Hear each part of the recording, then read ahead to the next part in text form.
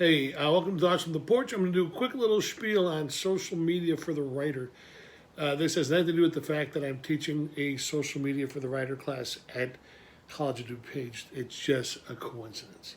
So, without further ado, number one, you have to create a brand. It's all about the brand. Are no longer you. You are your brand. Okay. So the first thing you have to do is you have to create a Facebook page. Facebook is the worst thing in the world if you don't use it to your advantage. If you do use it to your advantage, it's a great thing. I've sold a lot of books just because I advertise them on Facebook.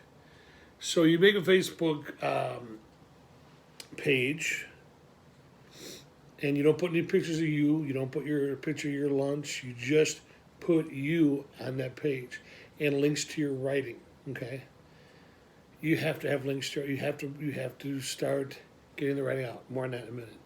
The next thing you do is you have an Instagram page. Instagram is a way to get your work noticed by a different demographic.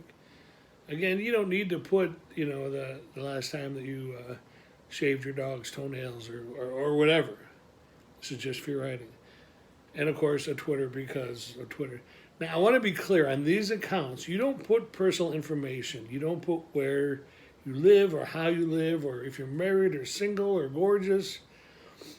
Minimal, man, minimal. Because, for one, it's not important.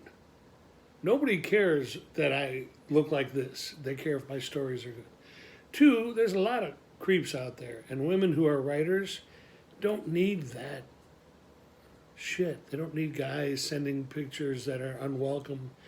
They don't need people saying, "Oh, you're hot." Who cares if you're hot? I've never been hot, and I'm a great writer. Took me, half a century to be able to look up and say I'm a great writer. So, use Facebook for your advantage, not as a political tool, not as a waste of time. I was off it, and I felt like $1,000,000, but I need it, and I slip into the old habits. Anyway. Facebook, Instagram, and Twitter. Create your brand. Make your brand the priority, not you. Not that you went out for tequila and tacos last Tuesday. Keep it minimal. Keep the writing forward. And then seek out places that take writing, like Wattpad or Emerging Poets. So that, Wattpad, you can put stories up all day long on Wattpad. I'll see if I can find a link and put it down there. And then you link your stories back to your Facebook page, to your Instagram, and to your Twitter.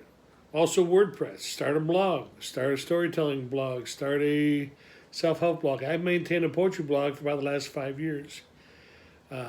Every month or so, I'll put up a couple of poems. It's been going around for quite a while. I have a short story blog. A flash fiction blog, I should say, and I have my kids' blog, which we're starting a big marketing scheme in a couple of weeks. So use your time when you're not writing to look at ways to elevate your social media presence, because that is going to put your book into people's laps. I use Kindle Direct through Amazon. And I get a check every month. People are buying the books, and they're not, they're novelettes. People are buying the novelettes every month.